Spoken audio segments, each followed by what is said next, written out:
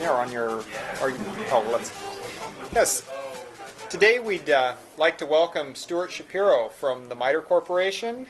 Um, Stuart has been working in security, privacy, especially privacy, for quite some time. Before joining MITRE, he was specializing in healthcare privacy, working in a company in that area. Before that, Stuart spent some time in academia, most recently at RPI. Stuart has a PhD from Carnegie Mellon and proved that he is no stranger to the Midwest. His undergraduate work was at Northwestern. So, Stuart. Okay, thank you. First of all, I will apologize for my voice. I'm just on the tail end of a cold, so I know it sounds nasally. I may take a break every now and then to have a coughing fit. Sorry, please bear with me. All right, well, I'm pleased to be here, particularly since I actually grew up in South Bend. So Indiana and Purdue are no strangers to me, although I suppose I should admit that my father was a professor at Indiana University at South Bend. So if you want to throw rotten fruit and vegetables at this point, that's perfectly fine. Or you can wait till the end of the presentation and throw those. All right, well, first and foremost, I want to emphasize the fact that there were a lot of other people involved in developing what I'm going to be talking about today. And I was just one of them. And in particular, because I'm going to be emphasizing the security part of the framework, Deb Bedeau and Rich Graubart in particular did a lot of the heavy lifting on that, and so I want to duly acknowledge that, lest anybody walk out of the room thinking that this was basically my show. All right, so this is what I'm going to cover, and please, if you have questions or comments or exclamations of dismay, please feel free to interrupt. I'm going to talk about why, I'm going to talk about what, I'm going to talk about how, and then I'm going to finish up with a couple of concrete examples, or at least somewhat concrete, so hopefully you get a better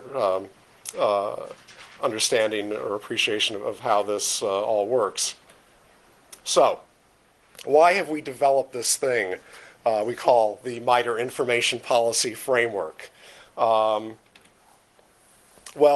before I get to that, I need to tell you a little bit about MITRE's environment. For those of you who don't know, MITRE is a not-for-profit corporation that operates 3 federally funded research and development centers.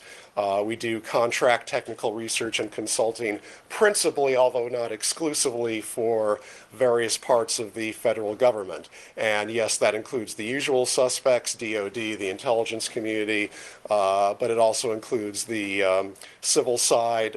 We do stuff for the FAA, we do stuff for VA, for HHS, what have you.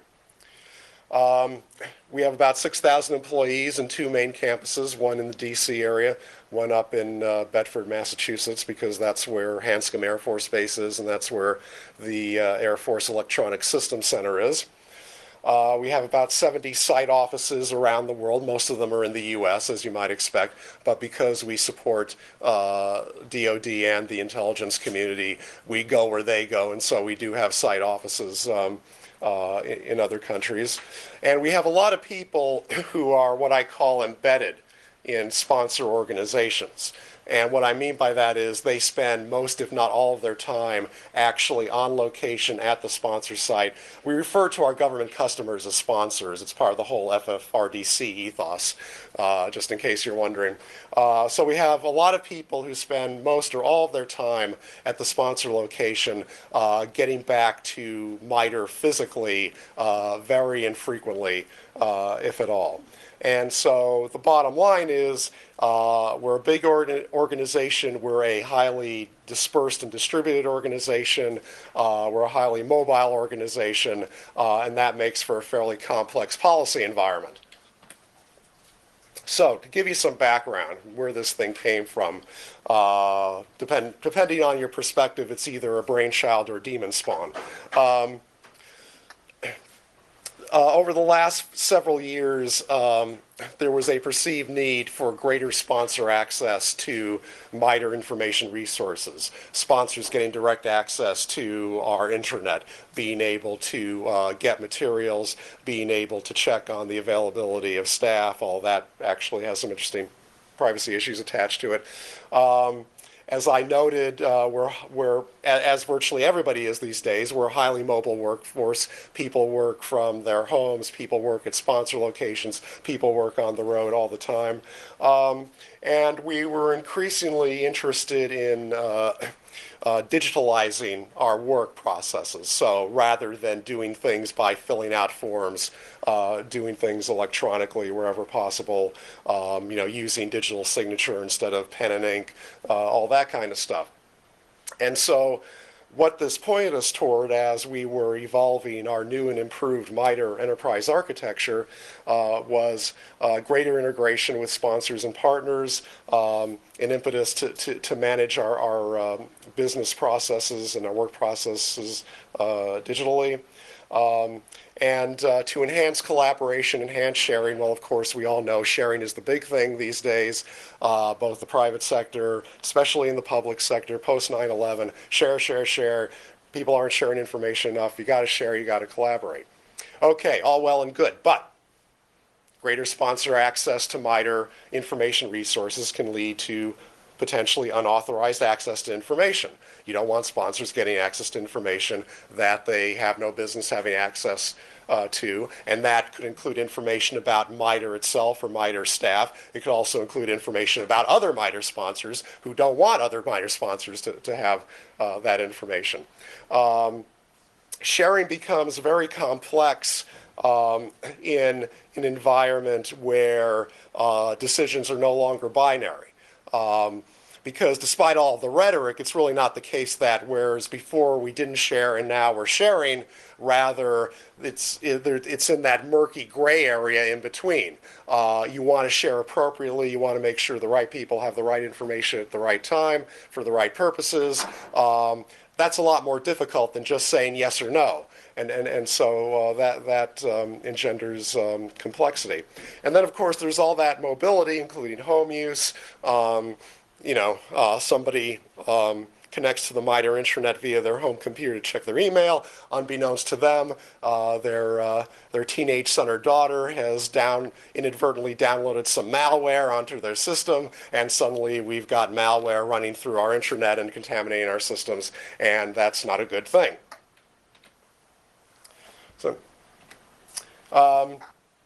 So the motivation.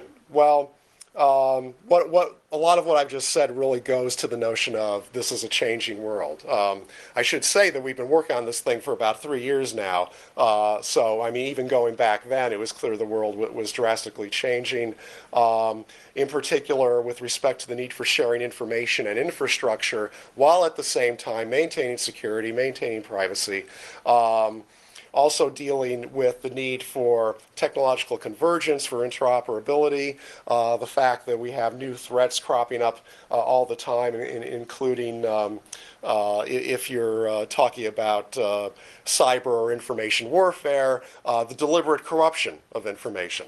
In some cases, it's actually potentially more effective rather than bringing down an adversary's systems, corrupt the critical information that they're making decisions based on.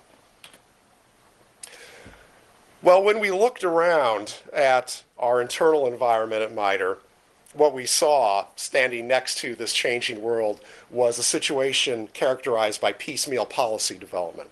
A lot of what we called point policies. When a specific issue got raised, a policy got written, it got instantiated. So, specific types of information under in a specific form should be handled so and so. Information with these characteristics gets handled in such a way. If you're using this technology or that technology, then you have to do this, that, or the other thing. But they were isolated policies in the sense they were generated one by one. Oh, we've now got PDAs. Well, we better have a PDA policy. Well, here's HIPAA, the health insurance Portability and Accountability Act with the privacy and security rules. Oh, well, we've got to deal with that too. So we've been doing this stuff on a relatively ad hoc way. And what we decided we needed was a way of systematically analyzing our information policy space that was risk-based and that was closely aligned with the infrastructure, but it was different from the infrastructure. We've got plenty of people at MITRE who worry about protecting our information infrastructure.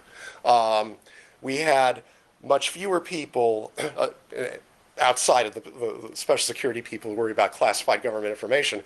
We had much fewer people who were worried about protecting information.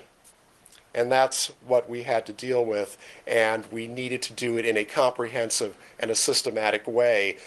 For no other reason than we had to be able to tell the people working on the next generation of our information infrastructure, the new MITRE enterprise architecture, we had to be able to tell them what the thing needed to support. Somebody asked them, well, what policies is the infrastructure going to support? And the technical people came back with, well, you tell us what the policies are, and we'll figure out what the infrastructure requirements are. Don't look at us to do the policy.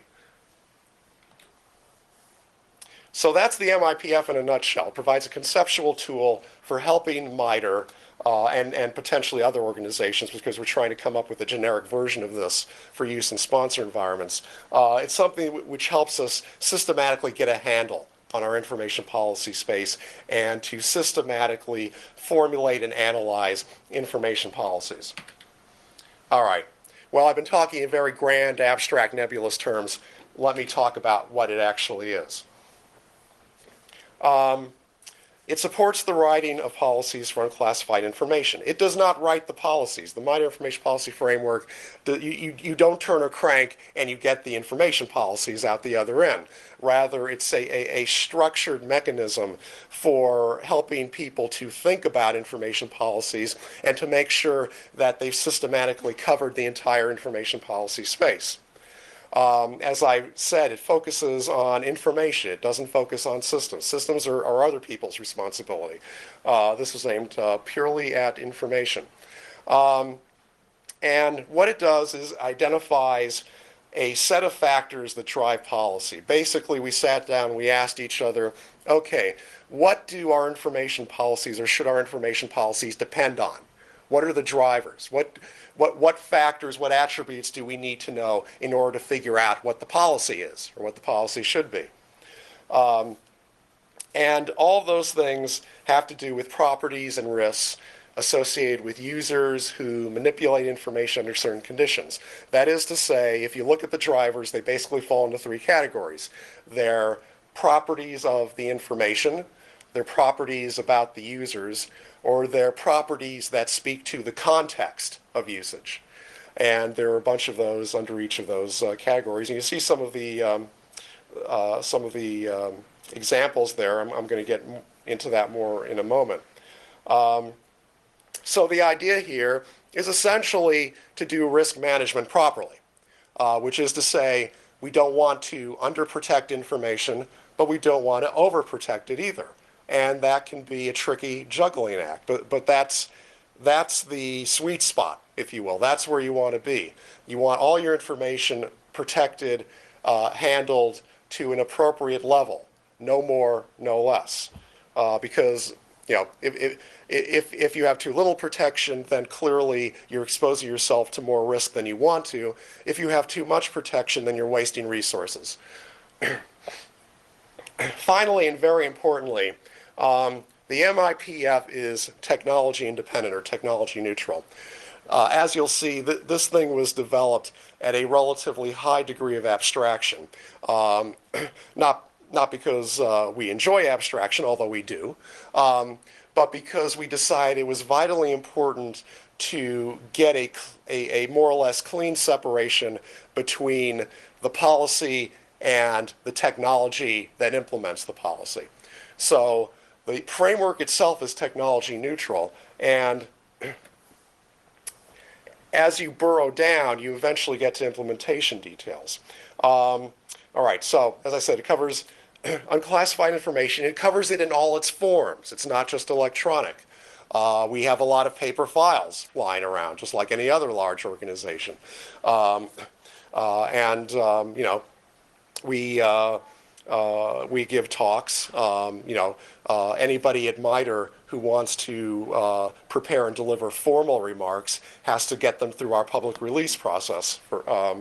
So we have information in all sorts of different forms, and the framework is meant to cover all of them, not just digital, not just electronic.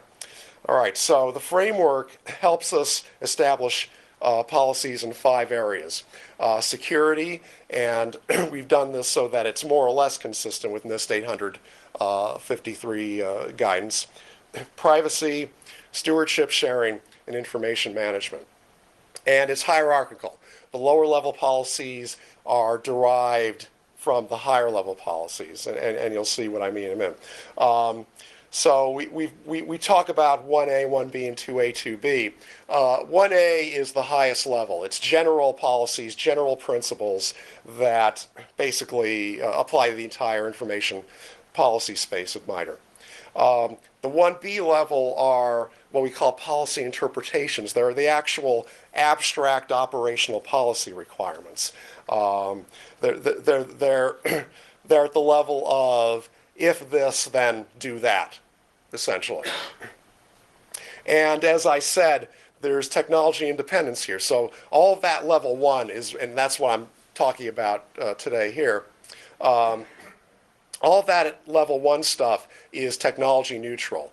We tried very hard to avoid talking about anything that actually had to do with concrete technologies. So what basically happens is we construct maps. We construct maps from the drivers to the requirements based on a risk model. And we start out with principles. We established a bunch of high-level principles which act as guidance for the information policy space. The overarching principles cover the entire space. The requirements specific principles apply to those specific areas, and lest anybody gets scared, no, I'm not going to go through each and every one of these. What I am going to do is talk briefly about the information security principles. These are the principles we came up with. They're not rocket science to anybody who has any experience with InfoSec. Individuals will be identified and authenticated to the extent appropriate before they're allowed to access information. You will check to make sure that they're authorized to access that information before you grant access. Information in transit shall be appropriately protected. Information at rest shall be appropriately protected. Information shall be destroyed to make it sufficiently unrecoverable. You'll have accountability, have non-repudiation. Probably all of this stuff is familiar to everybody in this room. Now, one thing you'll notice is you see the phrase "to the extent appropriate" over and over and over again. And that's because at this level, we can't make any hard and fast determinations about what the appropriate level is. And remember what I was saying about we're aiming for that sweet spot. We don't want to underprotect, we don't want to overprotect, we want to have policy requirements that hit the right level. And so the principles the principles frequently have that phrase in them, "to the extent appropriate." And the trick is, surprise, surprise, figuring out what the appropriate extent is. Okay, so I've talked about why, I've talked about what. Does anybody have any questions before I get into the nitty-gritty? Yeah, ready?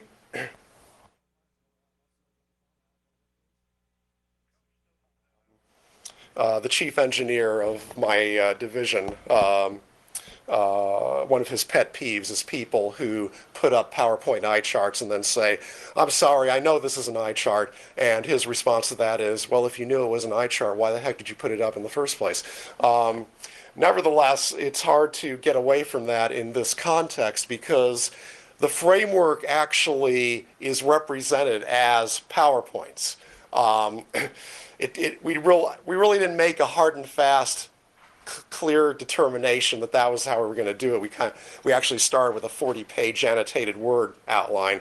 But as time went on, basically, we just kept generating PowerPoints and PowerPoints, which actually articulated the framework. And so a lot of what you're about to see actually comes in one form or another from the framework representation itself. This is the framework. It exists as literally hundreds of PowerPoint slides with lots of tables and lots of fine print and all of that stuff.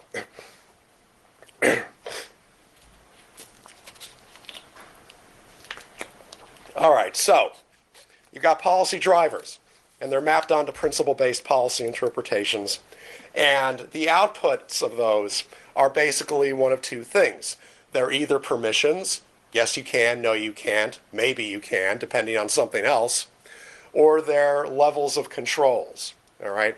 You need to have authentication of this strength. You need to have storage protection of this strength, that kind of thing. So the framework at this level, at the 1B level, is a whole bunch of two-dimensional tables where the drivers are on the axes and the cells essentially are indicating what the policy requirements are. And so you start to get a sense from this of how this helps us systematically deal with the entire information policy space, because what we've essentially done is constructed a slew of tables which we think appropriately represent that space, and now we've got to worry about what if anything should go in each and every one of those cells. And that tends to focus the mind when you have lots and lots of tables in front of you, knowing that you've got to figure out what goes into each one of those cells. So to go through this example here really quickly, this is an access control decision. Are we going to grant access to particular information?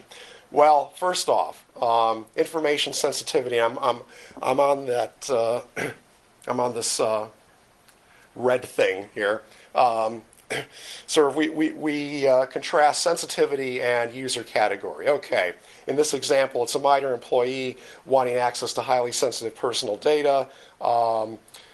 In terms of user type, okay, we've got a conditional yes. But we have to worry about other stuff. We have to worry about context. Platform level of concern, actually we're now calling it system mistrust.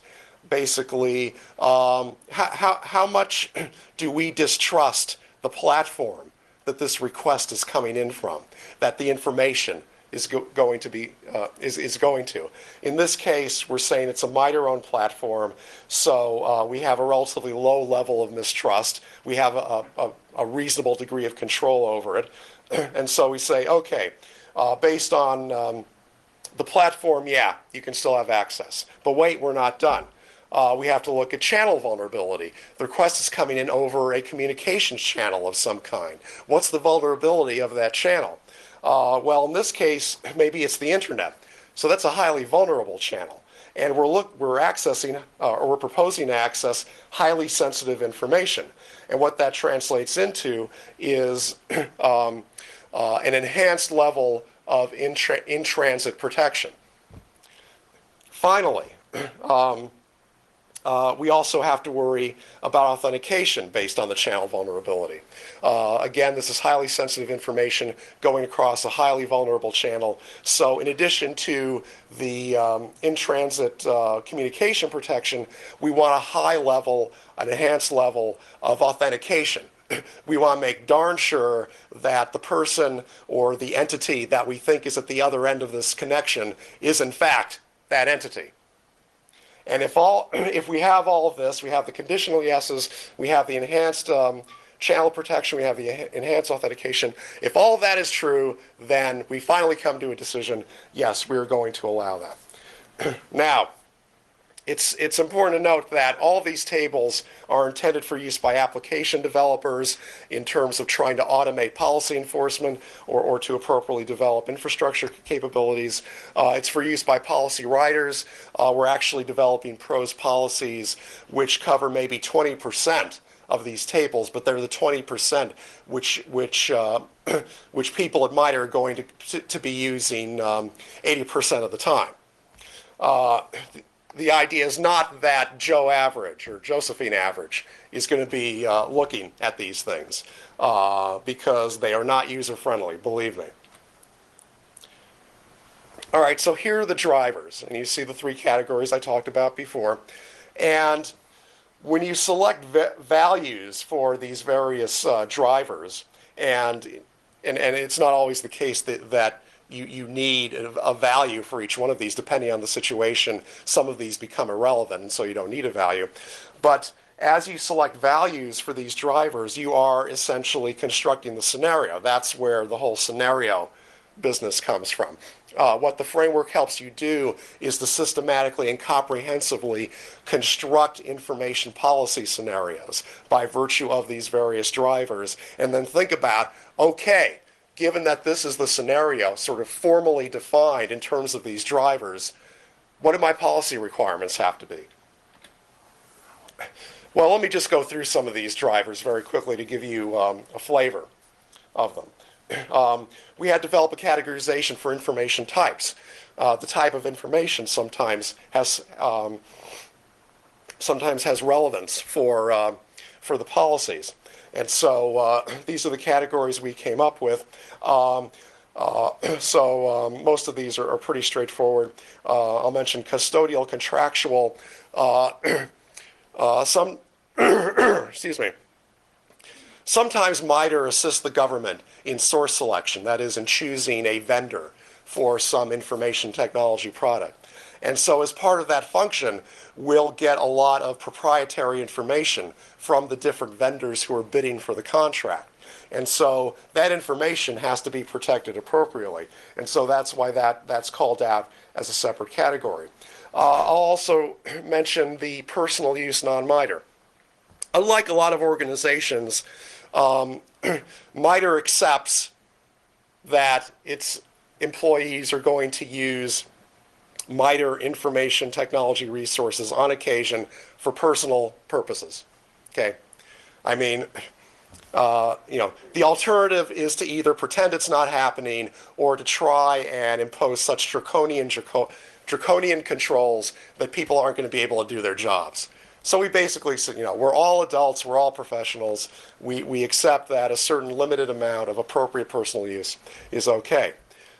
And given that, we expect, I'm not sure expect is the right word, we recognize that people may put personal information on our systems, which has nothing to do with their jobs, has nothing to do with MITRE. And so that's that last category down here. And we have some policy statements about that. Mainly they're policy statements to the effect of MITRE bears no responsibility for personal information that people willingly put on our systems that MITRE didn't ask for and has nothing to do with their jobs. But we do explicitly recognize it. This is a breakdown of the administrative personal information. We had to come up with a bunch of subtypes because in this area we were dealing with privacy as well as security, and we had to break it down finer. Now, I think most of these are pretty self-evident what they are, but I do want to stress the distinction that we made between MITRE-specific and MITRE-independent personal information. There is personal information which adheres to me in the context of MITRE, which has absolutely no meaning outside of MITRE. My employee number, for example, my office number. There is personal information about me which is independent of MITRE, my social security number, my bank accounts, what have you. And so we made this distinction between the personal information which people ends up adhering to people because they work at MITRE versus the personal information that they carry with them. And that's going to be with them after, that was with them before they came to MITRE, it's going to be with them after they leave MITRE. And the reason we do that is because while we may be willing to accept a particular level of residual risk with respect to the MITRE-specific information, because that's information that MITRE generates, we're probably less willing to accept a particular level of residual risk, or actually I should put it another way, we're probably want less residual risk for the MITRE independent information, because that's personal information that goes with people. We had to define sensitivity levels for our information, and that's based on impact, on the impact of information disclosure. And excuse me. And so basically, you know, it goes from none all the way up to, we've broken a laws, we violated HIPAA, we violated a contract, we've done something which has caused great sponsor embarrassment, and that is by definition high sensitivity information. Since I've been talking about communication channel vulnerability, I just thought I'd let you see what that one looks like. So it goes all the way from very low, which is to say the channel is slightly vulnerable, and the set of potential attackers is very limited, all the way to the vulnerability is very high. It's potentially very vulnerable to interception. The set of potential attackers is virtually limitless. And excuse me. And so here you see some of that rendered more concrete. Some examples of channels. I'll call out the mail. Remember, this is meant to apply to information in all its forms, not just electronic. So, you know, the mail is a communication channel.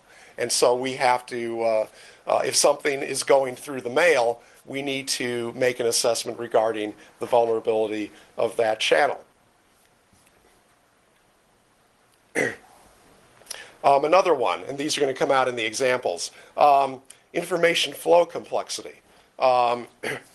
This one was kind of tricky to come up with, but it has to do with malware, essentially. And the idea was, well, if you've got a device and the device is only capable of dealing with plain text, you know, the opportunities for malware attack are pretty limited, if not non-existent. On the other hand, if you got a full-blown laptop or a full-blown server, and it's got lots of ports and they're open and all that stuff, and you know, you can do basically any protocol you want is going across this thing, then that's that's high information flow complexity, and that affects the context, and that impacts what your requirements are going to have to be. All right, so all of that was kind of leading up to this. In figuring out what the requirements should be, we use a basic risk model, and it's embedded in this framework where contexts are going from very low to very high, and we arranged it so that very low is always better than very high from a risk standpoint. And you've got information sensitivity or criticality, and again, none is good, high is bad. And so we developed this general strategy indicating what level of controls we thought we were going to need for each of these circumstances, given the risk, given the contextual risk, given the risk in some of the other drivers. At what level should the control?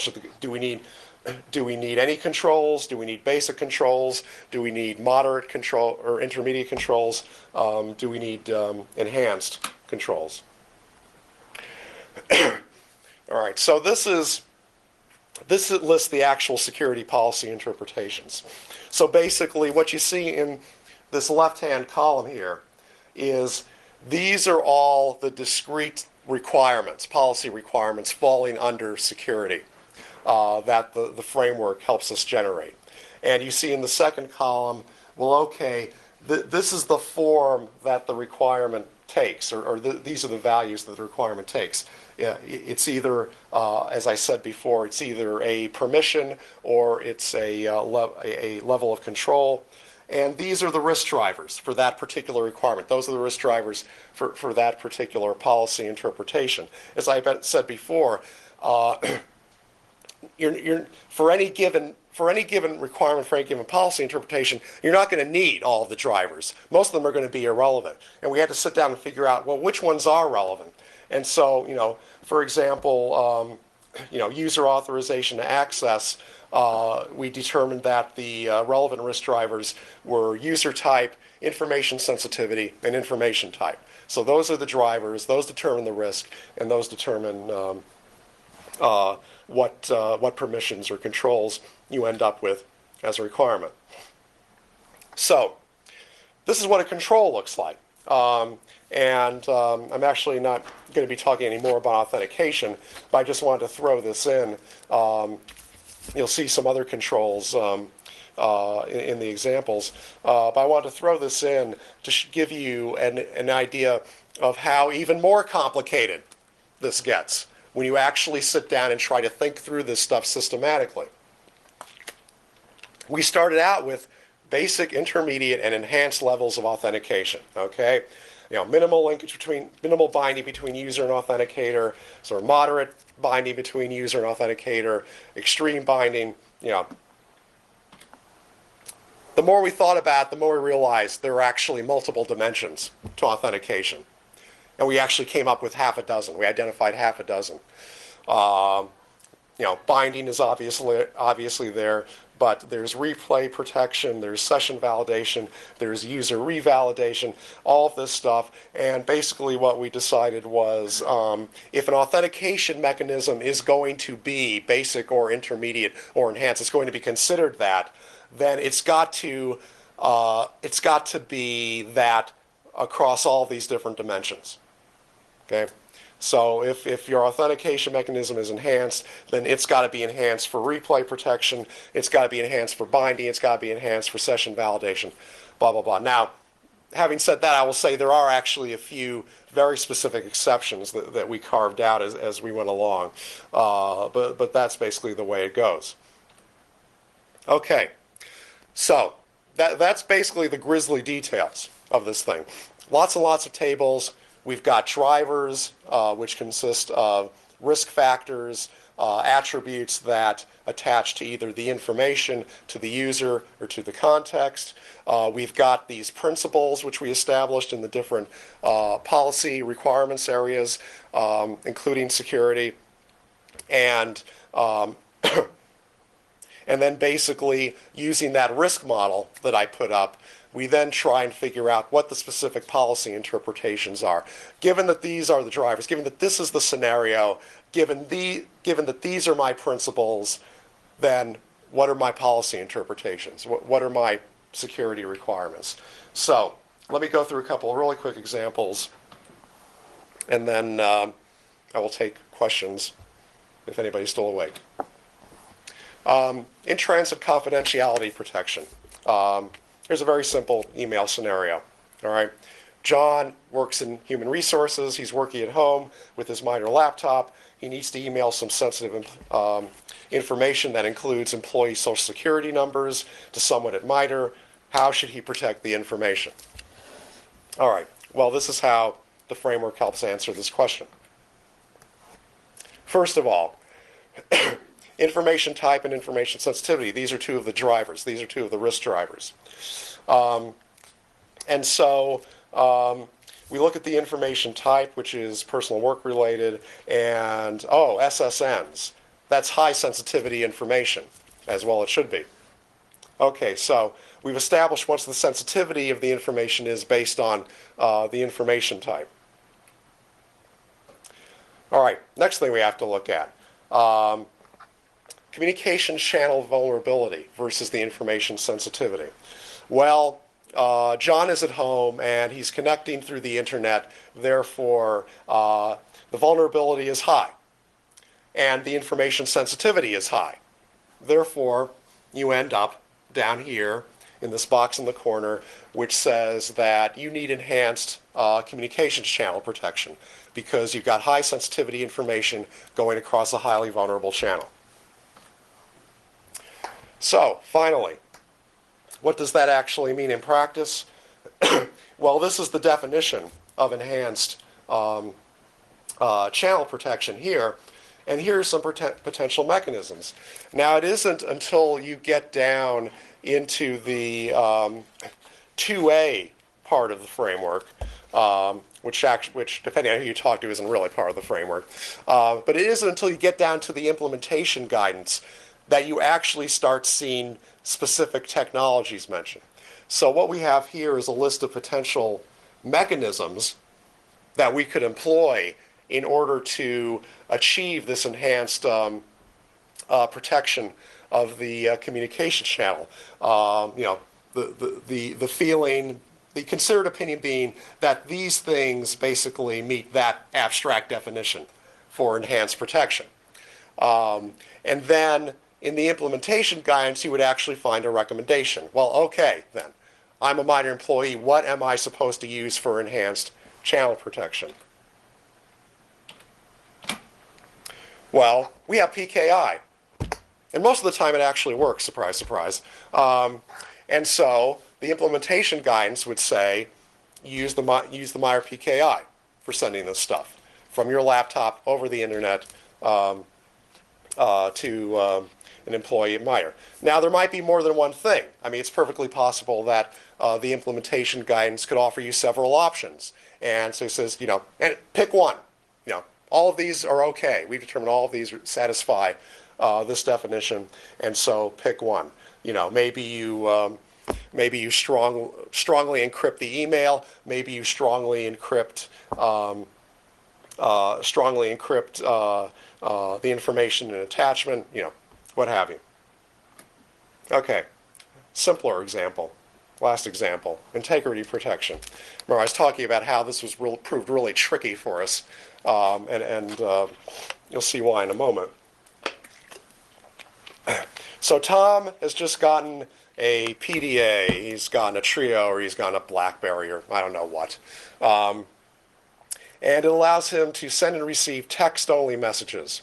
It doesn't support, fancy protocols, doesn't support HTTP or any of that stuff.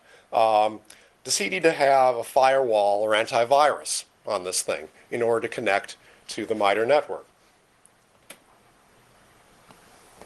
Well, the complexity of information flow for that kind of device, a device that only deals with text, is low. It's not low, it's very low. And therefore, information filtering is not required and malicious code controls are not required. Now, you're going to say, well, hey, hang on a minute, what happened to the firewall? What happened to the antivirus? Well, remember, the framework is supposed to be technology neutral. We can't be talking about firewalls. We can't be talking about antivirus, at least not at the policy interpretation level.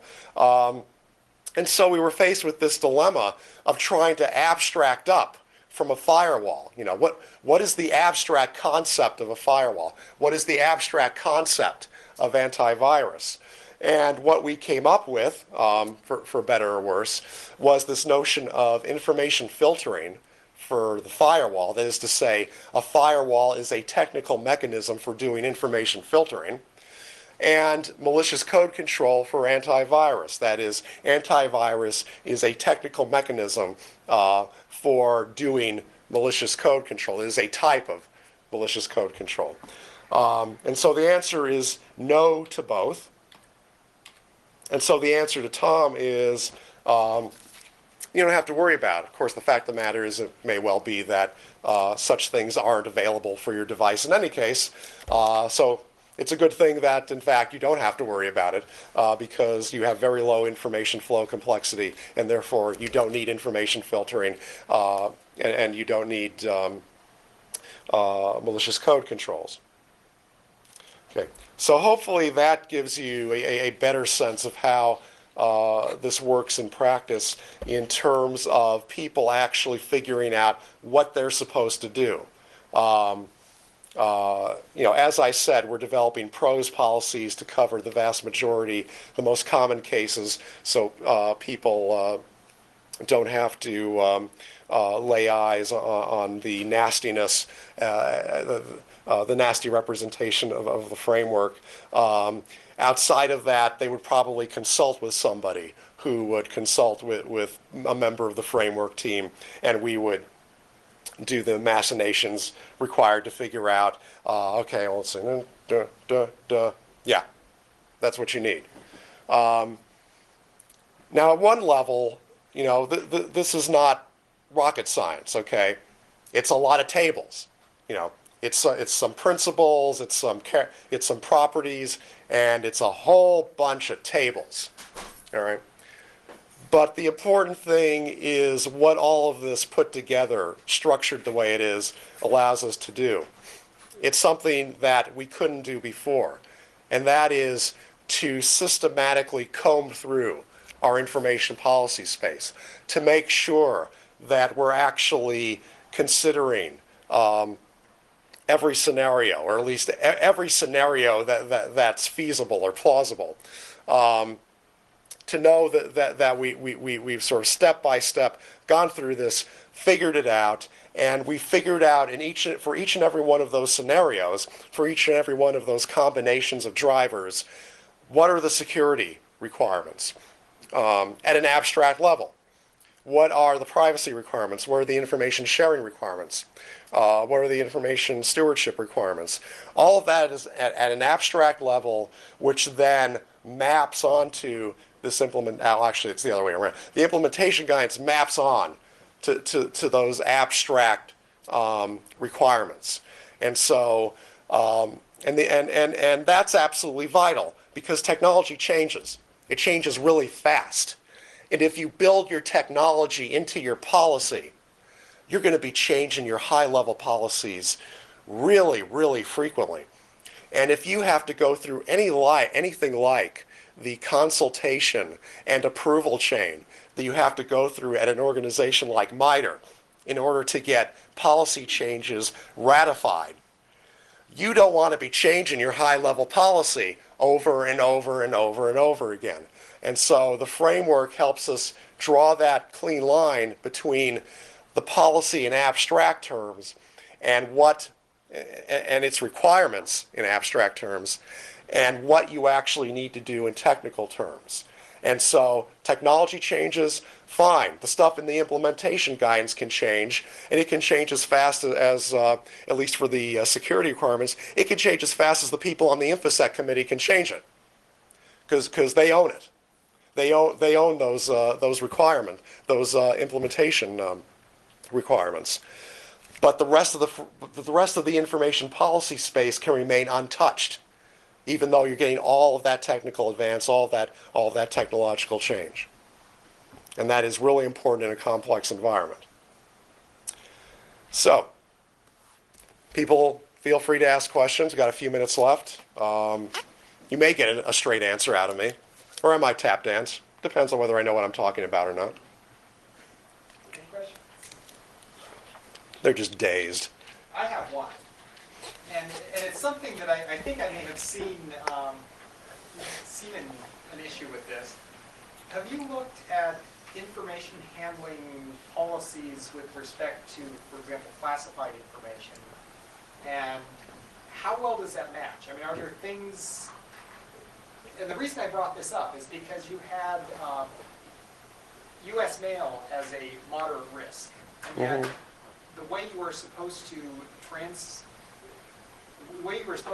get classified information from one place to another is, classified paperwork from one place to another is registered U.S. mail.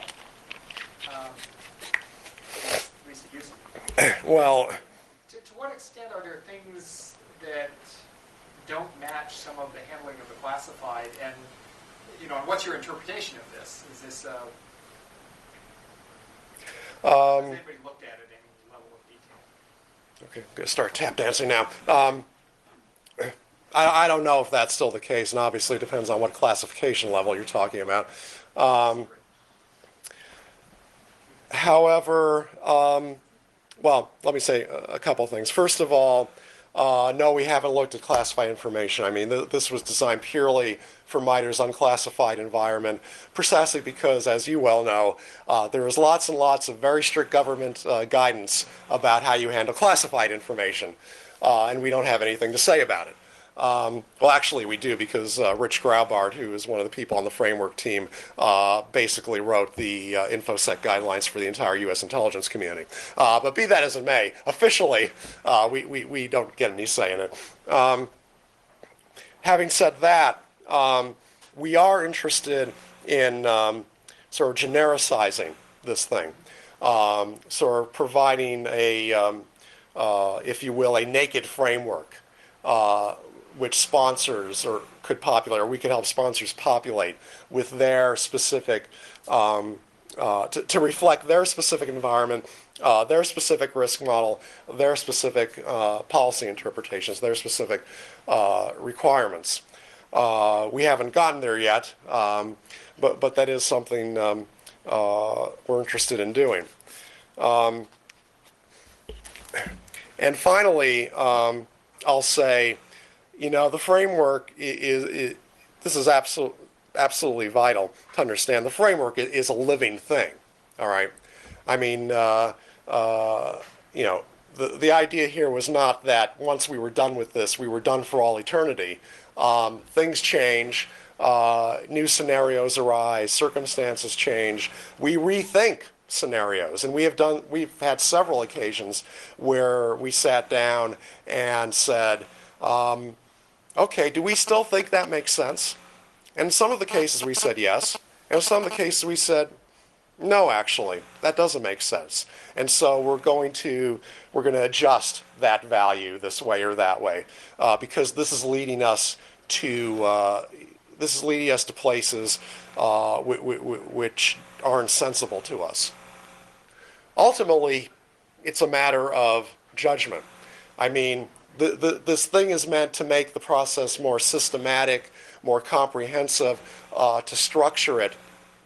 But at the end of the day, you know, ultimately, it's people making judgments about risk, and people making judgments about what the appropriate risk drivers are for a particular requirement, what the appropriate principles are from which to derive the policy interpretations.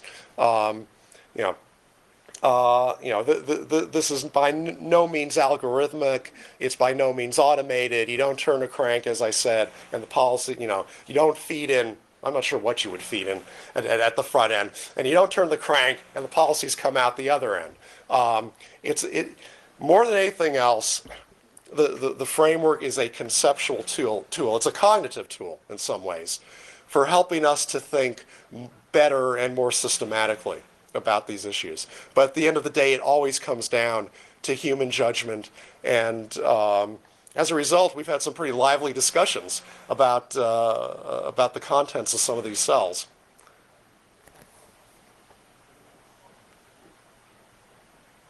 I have one other, and you mentioned these lively discussions, and have you come up with either cases where I presume at some point you've looked at existing policies as you've been building this framework. Have you come up with cases either where you said, well, here's the existing policy, and the framework would say something different, and geez, there's something really messed up in coming up with the framework, or the other way around, where it's like, well, the framework says this, and the existing policy, and on further thought, the existing policy was just way out of whack? Yes. Yes, there have been. I mean, in the earliest days, when the framework was just this big annotated outline, before PowerPoint descended upon us in all its glory, part of what we did in developing that outline was to do a policy gap analysis on our existing policies, and trying to figure out, where the gaps are. And so we did do that, but that really didn't speak to what you were getting at, which was, oh, here's a policy, but it's saying the wrong thing. And we did run into situations like that, where in trying to fill in the cells in those tables using the framework, somebody would say, but hey, our existing policy says we only have to do that, not that. That's a lot more work. Why do we have to do that? And in some cases, we concluded that the existing policy needed to be revamped.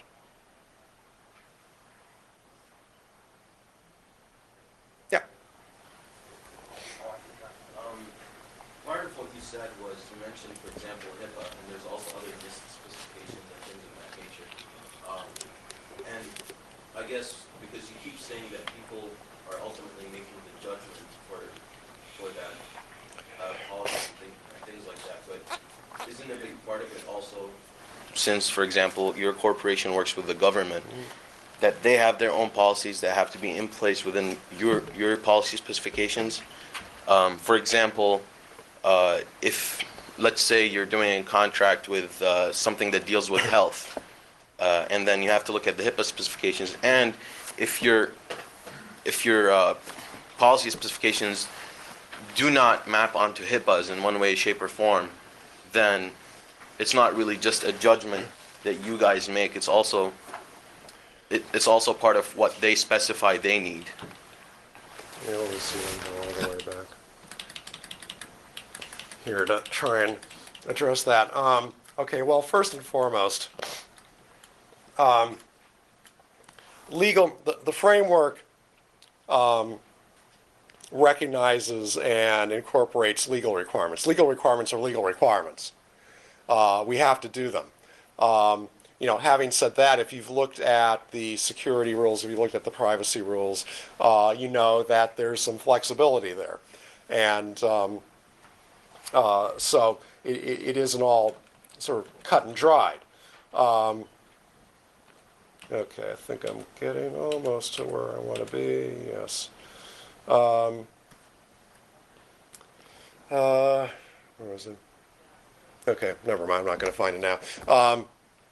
So, number one, yes. I mean, if we're bound by law or regulation to do something a particular way, then that's what we do. And the framework certainly is intended to reflect that.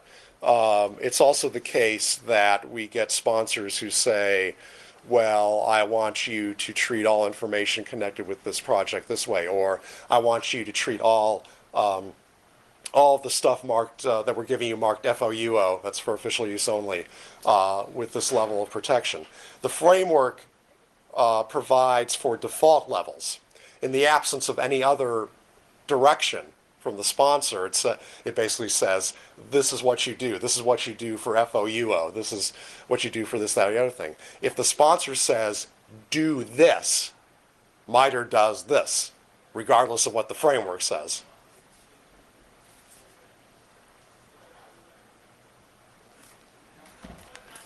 I'd like to, thanks for Thank you.